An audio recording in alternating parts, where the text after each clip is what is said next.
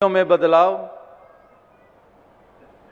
कोई धोती पहनता है, कोई पैंट पहनता है, कोई पगड़ी पहनता है, कोई टोपी पहनता है, कोई भोजपुरी बोलता है, कोई अवधी बोलता है, कोई संस्कृत बोलता है, कोई गुरमुखी बोलता है, कोई गुजराती, मराठी, राजस्थानी, असमिया, बोंगला, उड़िया बोलता है, कोई फ्रेंच या डैनिश या स्पेनिश बोलता है, कोई मैंड्रिन या चाइनीज़ या जापानीज़ बोलता है। ये सब बाहरी आकार, बाहरी रूप, बाहरी सिलसिले, मट्टी वही, पांच तत्व, सभी पांच तत्व के बने हुए हैं। वो पंक्ति याद आ गई जब पांच तत्वों का जिक्र किया। करीब शायद 35-40 बरस हो गए होंगे अपने ही मिशन में कितने कितने गीतकारों ने कितनी कितनी रचनाएं लिखी हैं। आज भी आपने अनेकों भाषाओं में गीत भजन श्रवण किए। तो बहुत अरसा पहले वो एक गीत गाया जाता था सत्संग में, और वो पंक्ति अभी जहन में आ गई कि डंका सुनो डंका, होगी भस्म की ढेरी तेरी पांच तत्वों की लंका। कि ये डंका बज रहा है, ये डंका बज रहा है, ये संदेश दिया जा रहा है, ये संदेश दिया जाता रहा है।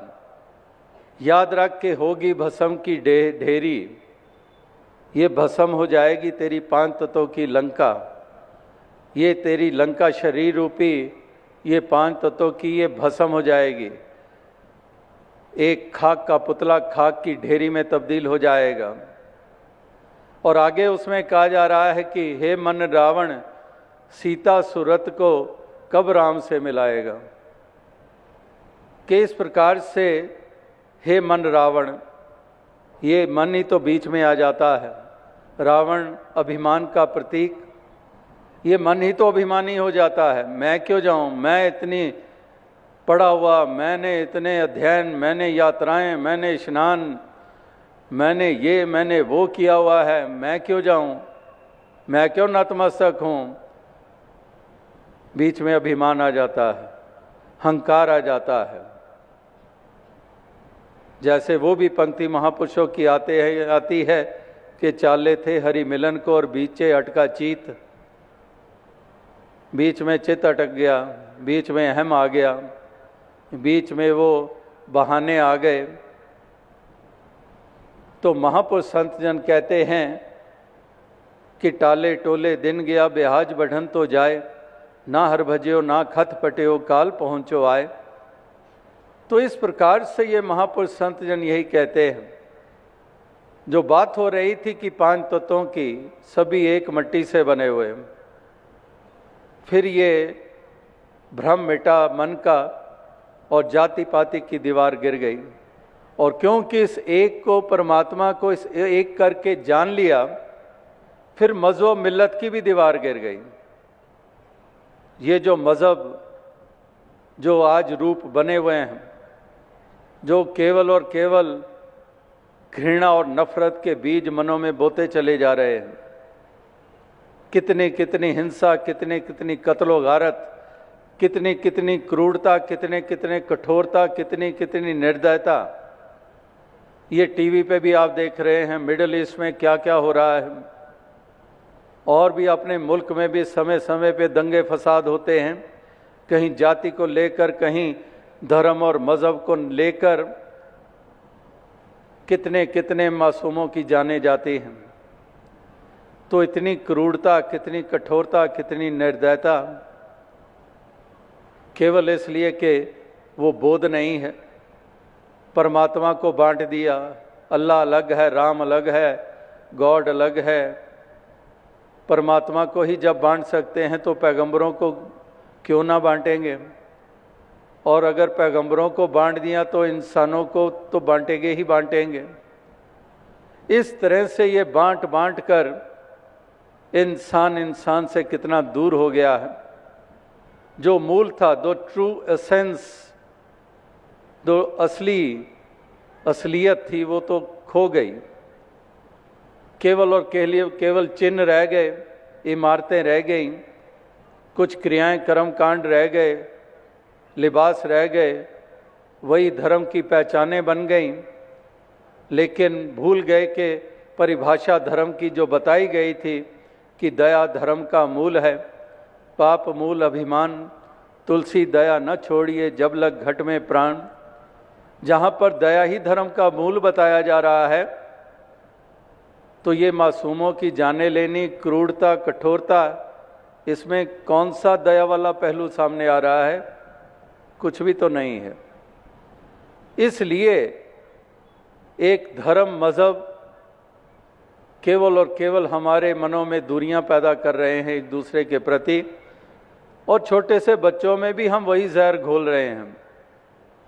हैरानी होती है, एक दफ़ा कुछ मालूम पड़ा कि एक स्कूल में बच्चे जाते हैं, जैसे पढ़ते हैं, एक क्लास में कितने स्टूडेंट्स होते हैं, विद्यार्थी होते हैं। तो एक दिन एक बच्चे के माता पिता आए स्कूल में, उनके मन में चाहना हुए कि हम देखें क्लासरूम कैसा है हमारे बेटे का। अंदर नहीं जाएंगे, प्रिंसिपल से रिक्वेस्ट की, डिस्टर्ब नहीं करेंगे, क्लास जैसे चल रही है चलती रहे, हम बस किवाड़ से दरवाजे से ही देख लेंगे। तो आए, देखा, घर लौट गए। बच्चा जब छुट्टी के बाद घर पहुंचा, तो बच्चा घर पहुंचता है तो उसके माता पिता कहते हैं कि बेटे, कल तो जब जाएगा स्कूल तो जाकर टीचर से रिक्वेस्ट करके अपनी सीट बदलवा लेना। वो कहता क्यों? कहते तेरे साथ जो बैठता है वो पता है वो तेरी जाति वाला नहीं है, बदलवा ले।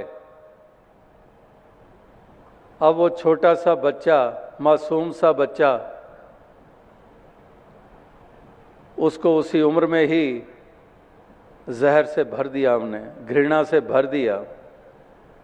क्या बच्चों को यही संस्कार देने हमने? और फिर उम्मीद करते हैं कि बड़े हो के ये वरदान बनेंगे हिंदुस्तान के लिए, धरती के लिए, अपने मुल्क के लिए, एक ऐसे सिटीजन बनेंगे सारी संसार के लिए। हमने तो वो पहले ही आधार ही बिगाड़ दिया। अभी से ही हमने उसको वो भाव प्रदान कर दिए। यही बात मज़हब मिल्लत को लेकर हो रही है। छोटे छोटे बच्चों के हाथों में भी हथियार पकड़ाए जा रहे हैं कि मार डालो, काट डालो। तो इस तरह से बहुत दूर निकल गए हैं। धर्म की जो असली एसेंस थी वो कहीं खो गई है और कहीं दूर निकल गए। जैसे वो बहुत पहले किसी फिल्म में, मूवी में देखा था कि कोई एक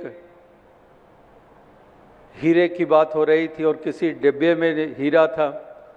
वो डिब्बा उठाया, वो एक दूसरे की तरफ फेंक रहे हैं और दूसरे लपकने के लिए उनकी एक की तरफ आए, उससे डब्बा लेने के लिए वो अपने साथी की तरफ डब्बा उछाल कर फेंक दे, वो कैच कर ले, फिर उसकी तरफ दो भागे, वो फिर अपने तीसरे साथी की तरफ डब्बा फेंक दे कि इनके हाथ ना लगे।